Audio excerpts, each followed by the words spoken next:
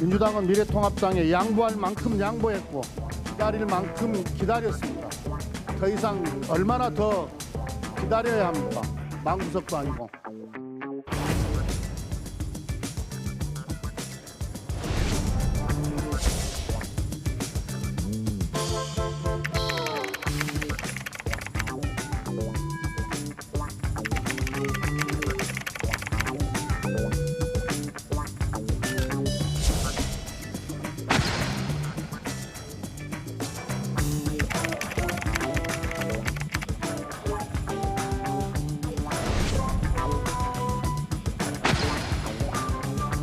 서로 협력하면서 과감한 개혁 방안을 마련하여 국민들이 변화를 체감할 수 있게 해주기 바랍니다.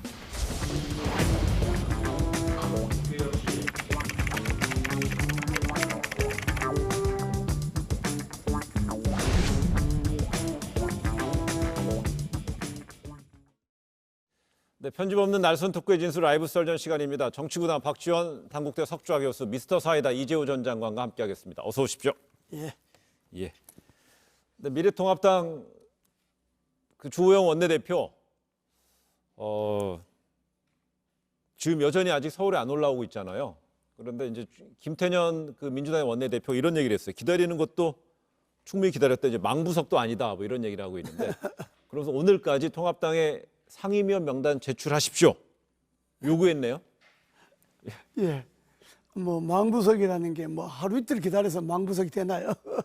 그 뭐 이제 아마 서울 가까운 데로 오셨겠죠. 예. 네. 이제 뭐 저 밑에서부터 사찰을 쭉 돌아서 네. 서울 가까운 사찰로 오셨으니까 아마 뭐 곧 조만간에 곧 오지 않겠습니까? 오늘은 뭐 강원도 쪽 사찰에 있다고 이렇게 뭐 연합뉴스 기자는 그렇게 인터뷰를 했더라고요. 예, 전화로. 저도 그렇게 보았는데요. 예. 지금 주호영 대표가 처음에는 우리 국민들에게 민주당이 법사위원장 등 이렇게 너무한다 하는 것에 성공한 것 같아요. 그렇지만은 결정적 타이밍을 놓쳐가지고 네. 지금은 우리 국민 서민들 중소기업들 이렇게 어려운데 또 남북관계가 저렇게 꼬여가는데 네. 100명 넘는 야당 원내대표가 저렇게 사찰로만 다니는 무슨 휴가 다니나 하는 것으로 오해를 할 것 같으니까 오늘 예. 돌아오세요. 그리고 이번 주까지 안 되면 민주당은 때리세요. 저는 그렇게 말합니다.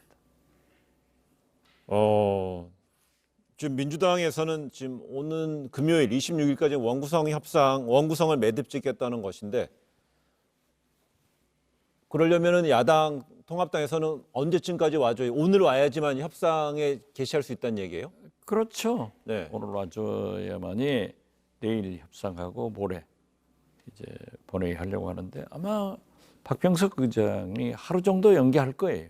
이번에는 저번에 예. 세 번째. 예, 그렇죠.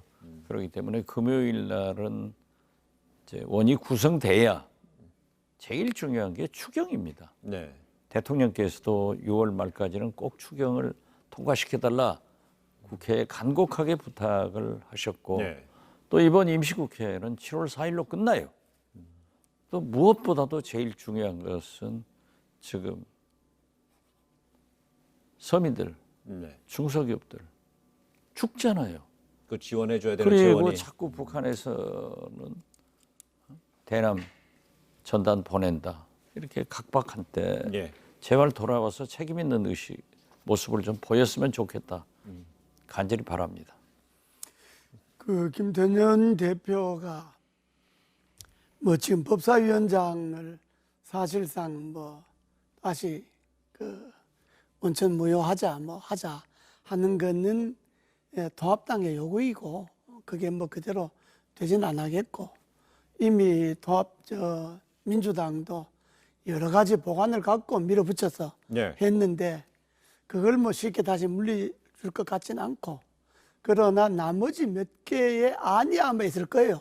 네. 조영 원내대표가 그 안에 대해서 아마 김태년 대표가 좀 진지하게 대화를 나누고 이번 주 안에는 뭔가 결말이 나지 않겠습니까? 네. 예. 미래통합당의 예. 우리 이 장관이 어제 네. 주호영 대표하고 전화를 통화했답니다. 했어요. 예. 그리고 같은 MB계라 아주 친해요. 야. 솔직하게 털어놓으라고 했어요. 이제 저 직접 해보십시오. 솔직하게 좀 얘기해 보세요. 아니 그뭐 하여튼 이번 주 안에는 뭐 되겠죠. 네. 왜냐 그러면 조영 대표가 생각하는 게 뭐 그렇게 큰 무리가 있는 건 아니고 예. 이제 몇 가지 안이 있을 수 있지 않습니까? 예. 뭐 전반기 후반기에 법사위원장을 나누는 수도 있을 거고 또 법사위원장을 이제 법제위원회 사법위원회 뭐 나누자는 안도 있을 수 있을 거고 몇 개 이제 통합당으로서 최소한 이것은 해줘야만 그 명분에 선다 하는 것도 있을 것이고 예. 또 그렇다고 또 민주당도 뭐 덮어놓고 지금 와서 뭐 통합당 하자는 대로 끌려가 예. 그런 모습은 안 취할 거고 하니까 어쨌든 그 11대 7이라고 하는 그 상임위원회 배분 해놓은 거 있지 않습니까? 예. 해놓은 거 그걸 지키는 선에서 뭔가 합의를 봐야죠. 그럼 제가 한번 예. 질문 드릴게요. 몇몇 언론에서는요, 미래통합당의 그 중진 의원들이 이런 얘기를 했습니다. 국회 4년 중에 이제 그 임기는 법사위원장 전반기 2년, 후반기 2년 나누잖아요. 예. 그러니까 결국 이번에는 민주당에서 법사위원장을 가졌으니까 2년 전반기 하시고 예. 통합당의 후반기 2년을 주고 그 약속하고 그럼 이제 11대 7로 그게 전제가 돼서 11대 7로 나눈다라고 제안할 가능성이 몇 %나 됩니까? 11대 7로 나누는 건 이미 합의가 된 돼 상황이고, 있죠. 돼 상황이고 네. 법사위원장 문제를 이제 전 후반기로 어떻게 하겠느냐 하는 그 문제가 있겠죠. 그것만 하면 지금 통합당 사람들 뭐 16개 민주 다 가져가라 뭐 이렇게 하는데 그거는 뭐 국회가 감정풀이 하는 것도 아니고 뭐 기분대로 하는 것도 아니니까 초선 의원들은 뭐 그렇게 하겠죠. 초선 의원들은 아이 뭐 그러려면 다 가져가라 뭐 우리 안 한다. 그거는 그냥 기분으로 하는 소리고 국회라고 하는 게 그렇게 뭐 장난스럽게 하는 게 아니니까 어차피 11대 7은 지켜지는 건데 문제는 이제 그 통합당도 이제 이 판이 이렇게 되니까 실리를 챙겨야 될 것 아닙니까? 예. 협상 실리니까. 박지원 의원 지금 최근히 보시면서 촉 잡으셨죠? 그렇죠. 어떻게 지금 왜냐하면은 작전 짜셨어요? 처음에 민주당이 12대 6을 요구했다가 11대 7로 네. 조영 대표의 요구를 받아들였단 말이에요. 그리고 이미 수석간에는 법사위원장은 민주당, 예결위원장은 통합당 전부 이렇게 배분이 됐어요. 예. 그러나 이제 통합당 의원총회에서 이제 주호영 원내대표에게 의뢰이 그럽니다. 원내대표는 의원총회에 가서 얻어맞는 재미로 해야 돼요. 그래서 이제 받아들여야 되는데 그냥 한번 던져본 거예요. 던져봤는데 이번 개원 협상이 왜 중요하냐? 이건 뭐 그러면 2년은 법사위원장을 민주당이 하반기 2년은 그건 아니에요. 한 번 이번에 되면은 4년 가는 거예요.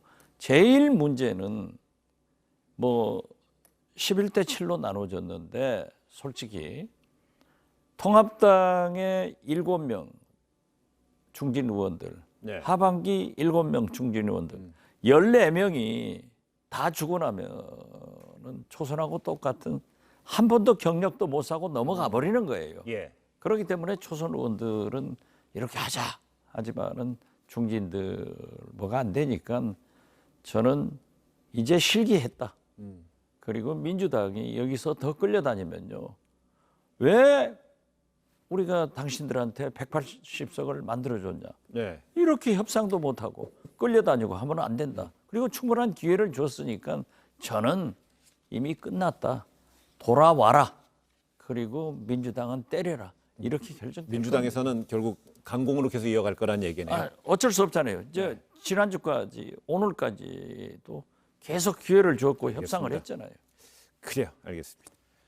네, 이런 건들 최근에 언론에 이제 출연하는 빈도수가 조금 줄어드는 것 같았는데요. 김종인 비대위원장 어제 출입기자단하고 점심 간담회를 가졌는데 여기서 대권 주자를 언급했다고 합니다. 그런데 이런 언급을 했다고 그래요. 모두 이 사람이 나왔구나 할 만한 사람이 나오게 될 것이라고 했다는데 근데 앞서서 지난 19일 날 당 비례대표 초선 의원들과의 점심 자리에서 백종원 씨를 언급했다고 합니다. 예. 진짜 백종원 씨가 나오면은 예. 국민들이 깜짝 놀랄 거예요. 논란 그렇죠. 거죠. 이것은 김종인 위원장이 성공을 했지만은 다른 통합당의 대권 주자들은 하루아침에 끝나버리는 거예요. 네. 그래서 모르겠어요. 우리 이재호 장관 준비하는지 안 하는지 모르지만 네. 지난번에 홍준표, 유승민, 안철수 공소시효 끝났다 네. 하는 거다고 이번에 백종원 말씀하면서 당내 후보 없다 이런 결론을 내놨는데 지금 뭐 유승민 의원이나 원희룡 의원이나 용납하겠어요? 네. 또 한 번 붙는 거죠. 네. 그럼 김종인 위원장은 당 내외 그동안 언급됐던 분들을 하나하나씩 그 예전에 영화에 뭐 이소룡 등장하는 영화에서 이제 각 도장 다니면서 이제 격파하고 다니듯이 그렇죠. 좀 새로운 사람이 나와야 된다 이런 의미고 예. 백종원 씨를 지명한 것에 대해서는 그냥 해본 소리고 그게 뭐 새로운 분이 나왔으면 좋겠다 이런 이야기니까 그러나 그는 지금 김종인 위원장 스타일이 뭐 자꾸 이렇게 새롭게 뭐 하려고 하는 스타일이니까 예. 뭐 큰 의미를 둘 필요는 없고요. 아니죠. 그래도 당 대표가 저렇게 대통령 후보들을 하나하나 쳐내는데 저는 김종인 위원장이 틀림없이 살생부 가지고 있을 거예요. 예. 거기 이름에 우리 이재호 장관 들어갔나 뭐 안 내가 들어갔나. 연실 정치를 안 한 사람이니까 관계 없지만은 그러나 김종인 위원장이 그냥 한번 해본 소리로 봐야지 더 이상의 의미를 둘 건 없지. 그렇게 하면은 너무 또 우리 김종인 위원장이 중후하신 분인데 코미디 취급되는 거예요. 개그맨 취급. 예. 뭐 비슷하게 돼 있지 지금. 그래요. 그러면 아니 비슷하게 돼 그럼 무게감이 좀 점점 통합당 비대위원장 하면서 소멸하고 있습니까? 글쎄 뭐 소멸한다기보다가 점점 예, 희석되고. 점점 뭐 쓸데없는 소리를 많이 하니까. 우리가 이렇게 죽이 잘 맞습니다. 제가 근데- 던지면 저렇게 나오시고. 근데 김 위원장이 어제 점심 간담회에서 고 노무현 대통령의 예를 들면서 통합당 대선 후보 선출에서도 노무현 대통령처럼 바람몰이 경선을 좀 시도해 볼 수 있다고 그랬는데 정치구단 우리 박지원 교수님 그다음에 우리 그 사이다님 어떤 인물들이 좀 나와야지 바람몰이가 가능해요? 지금 백종원. 백종원? 백종원 그런 대표가 스타일. 나오면은 아무튼 최고로 인지도나 여러 가지로 이미지가 좋잖아요. 그러니까 대통령으로 적격자인가 이것은 이제 국민이 판단할 거지만은 지금 나올 만한 사람 다 살생부에 올려가지고 지금 계속. 근데 백종원 씨는 50대 초반이고 저번에 앞서서 김종인 위원장이 40대 경제인데 나이는 조금 멀지만 그래도 백종원 대표도 더본 코리아 대표를 하고 있는 경제 활동을 하잖아요. 그렇죠. 그러니까 근데- 그때 40대 경제 전문가라고 말씀했는데 네. 이제 그걸 가지고 얘기가 많으니까 40대 없으면 50대로 가지 뭐. 그것도 이렇게 50대 쉽게- 초반이면 상관없는 거예요. 그렇죠. 그러니까 쉽게 올라갔죠. 뭐 그렇게 말할 수는 있는데 그건 뭐 재미삼아 하는 이야기고 네. 바람몰이를 하려면 당사자가 역시 정치에 뿌리가 있어야 되고 네.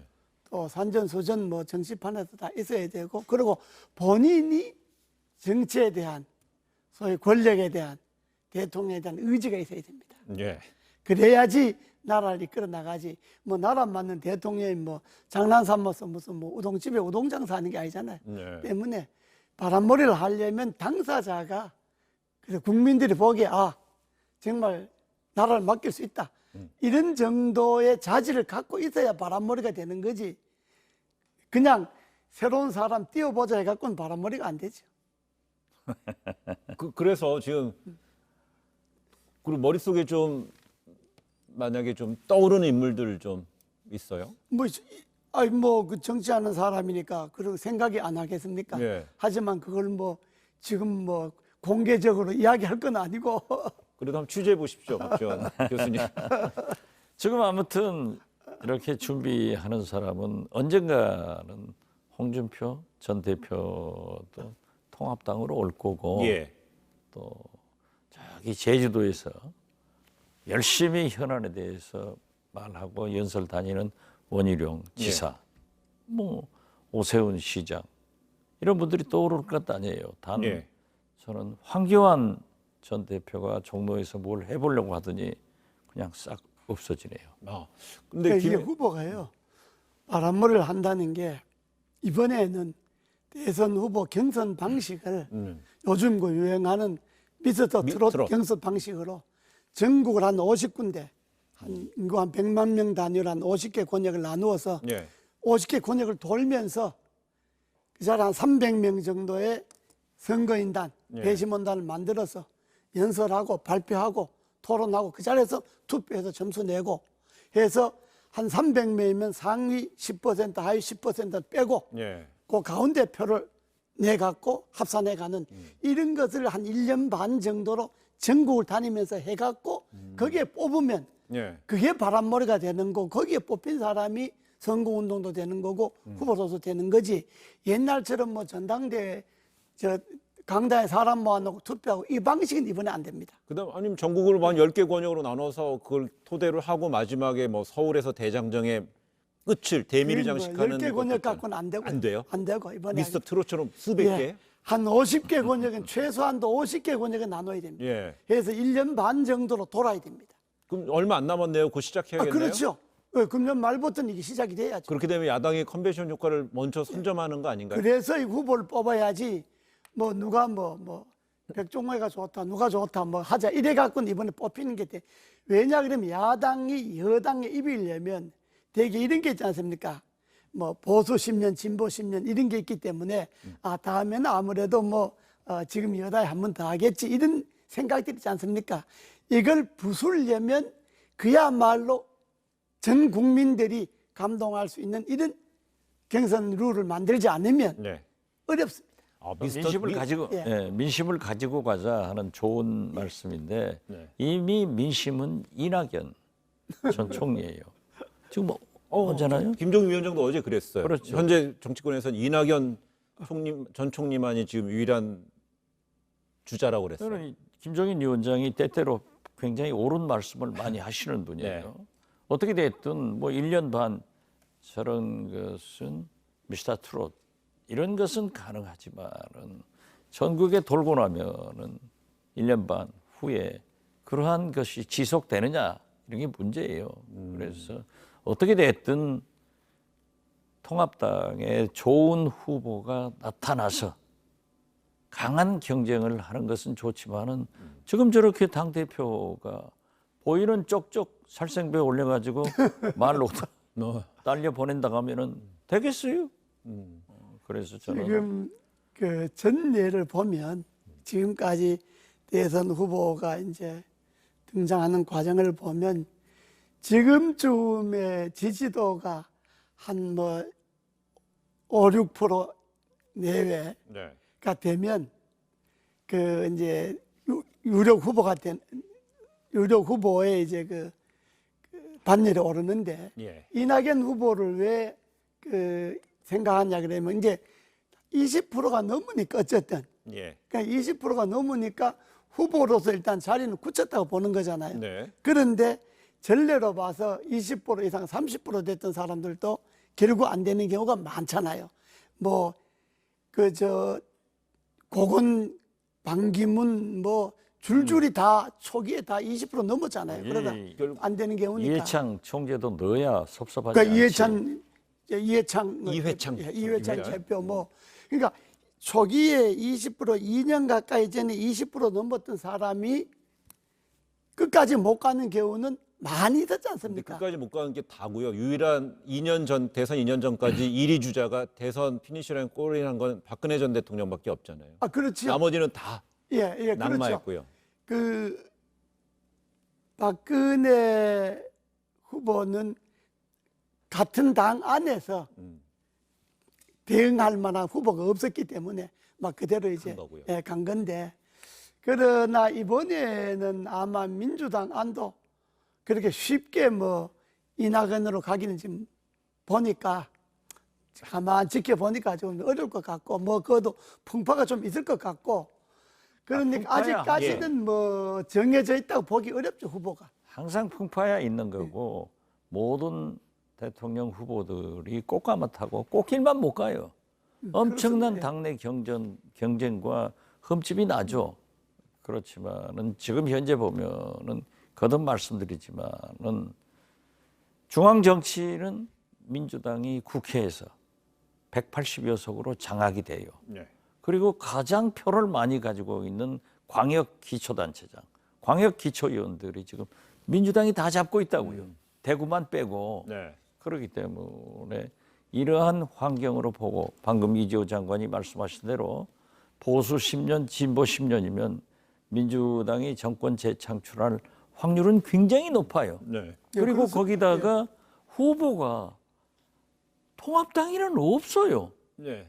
나오려고 하면은 살생부에 올라가 버려. 근데 이렇게 말했어요. 김종인 위원장이 그래서 박지원 의원 말대로 뭐 살생부가 있는지 없는지 모르겠습니다만은 현재 정치판의 유력한 주자는 현재 이낙연 전 총리뿐인데 대신에 윤석열 검찰총장에 대해서는 김종인 위원장 말이에요. 본인이 생각이 있으면 나올 거야. 뭐 이런 얘기를 했습니다. 뭐 김종인 위원장 생각이 있는 건가요? 야권 후보로? 그건 모르죠. 그 본인이 어떻게 됐든 윤석열 총장은 자기를 정치권에서 좀 거론하지 말아달라. 네. 대통령 후보의 그 지지도 여론조사에 자기 포함시켜주지 말라. 그런데 지금 이상한 현상이 윤석열 총장을 놓고는 여당에서는 자꾸 나가라. 퇴진. 그리고 저렇게 김종인 위원장 통합당에서는 들어와라. 이런 것은 저는 정치권에서 옳지 않다고 생각합니다. 뭐 현역 검찰총장의 거치는 본인이 결정할 수 있고 네. 인사권은 대통령한테 있는데 저렇게 정치권에서 나가라 들어와라 이런 것은 옳지 않죠. 네, 그렇기 최근에- 때문에 네. 김종인 위원장이 저렇게 문재인 대통령한테 뭐 충고의 말씀도 하면서 또 윤석열 현 총장을 거론하는 것은 정치적으로 활용하고 있다. 저는 그렇게 봅니다. 어제 윤석열 검찰총장 청와대 들어갔잖아요. 추미애 법무부 장관이랑 이제 그 어떻게 조우할지 어떻게 이야기가 나올지 주목이 받았었는데 앞서서 한명수 전 총리 관련 사건 그다음에 이른바 검언 유착 의혹 관련해서 지금 갈등 그러니까 법무부하고 대검찰청에서 이제 갈등 구도로 좀 읽히고 있는데 문재인 대통령이 두 기관에 대해서 협력을 해서 인권 수사 관련해서 개혁안을 마련하라 이렇게 입장을 밝혔습니다. 발언이 있었는데 뭐 두 기관을 다 이렇게 나란히 포용하고 갈 수밖에 없는 이렇게 이해해야 되나요? 뭐 대통령으로서는 저는 원론적인 말씀을 원론적이에요? 하셔야죠. 당신이 임명한 법무부 장관, 당신이 임명한 검찰총장이 국민들 앞에서 알력이 있는 것처럼 보이면 안 되기 때문에 개혁을 위해서 서로 협력해라 네. 하는 좋은 말씀을 했고 거의 하루 전에 이해찬 민주당 대표께서 정치적 오해가 있으니까 윤석열 이름도 말하지 마라. 그렇게 했지만 또 민주당에서 여러 두서너 명의 의원들이 그 윤석열 총장을 비난했던데 네. 그야 뭐 어쩔 수 없어요. 국회의원이 터진 이유는 누구도 못 박습니다. 그게 소신인 네, 거고요. 그런데 그건 뭐 지금 교수님 말씀이 맞는 말씀인데 윤석열 총장에 대해서 현재 여당 일부 의원들이나 여권에서 그 몰아내려고 온갖 수를 다 쓰는데 옳지 않습니다. 검찰총장이 임기가 남아있는 검찰총장이 검찰권을 정당하게 행사하도록 해야지. 우리 여당이 그걸 도와줘야지. 그걸 검찰총장을 흔들어서 몰아내려고 그러면 안 되고 또 네. 야당에서도 인기가 좀 있고 권력에 살아있는 권력에 대해서 바른 소리 한다고 해서 야당으로 오라든지 야당 후보를 하라든지 이렇게 말하는 것도 옳지 않습니다. 검찰총장이 임기 동안에 검찰권을 제대로 행사하도록 여든 야든 그걸 도와주고 이렇게 지지를 해줘야지. 그걸 여당은 몰아내기 위해서 난리치고 야당은 또 뭐 후보로 데려오려고 또 난리치고 이렇게 하는 거는 그건 옳지 않습니다. 어제 대통령이 그 두 기관 검찰하고 법무부가 협력해서 과감한 개혁안을 마련하라 당부했습니다. 윤석열 총장이 다음 달 되면 임기 1년이고 앞으로 임기 사실상 1년 남았잖아요. 그럼 대통령의 원론적 발언이라고 했지만 그 윤석열 총장 검찰총장 임기 2년을 좀 보장하는 걸 해석할 수도 있나요? 그 메시지가? 거기까지 확대 해석할 그건 필요는 아니고. 없다고 생각합니다. 네. 또 그렇기 때문에 아무튼 현직에 있는 사람들은 개혁을 위해서 협력하라 하는 그런 원론적 그 말씀을 원론적인 했고. 이야기를 하셨는데 제가 볼 때는 그냥 부족합니다. 왜냐하면 현재 추미애 장관과 윤석열 총장 사이에 갈등이 있다는 건 천하가 다 하잖아요. 대통령이 그걸 모를 턱이 없잖아요. 그러면 그걸 해소하기 위해서 좀 더 적극적으로 좀 더 따뜻하게 네. 이야기를 하고 윤 총장에 대해서 조금 더 그 따뜻하게 힘 실어주는 힘을 좀 거고요. 실어줘야지. 아니, 대통령이 자기가 임명한 검찰총장을 자기가 힘을 안 실어주면 그 어떻게 되겠어요? 그 점에 대해서 어제 원론적으로 이야기는 하셨지만은 우리가 일반적으로 볼 때는 그냥 부족하다. 오늘 축구 경기에 보면은 보통 두 팀의 그 골 점유율이라는 게 이렇게 그래프로 나오잖아요. 오늘 두 분의 말 점유율을 보니까 오늘 평상 좀 바뀌었어요. 오늘은 대략 한 60대 40으로 박 교수님이 적어요. 잘하잖아요. 예. 저렇게 잘하고 네. 김종인 대표가 코미디 한다. 그런 것 안 해야 된다 할 때는 제가 말하면은 오히려 효과가 없어요. 많이 하시라고. 양보해 주시는.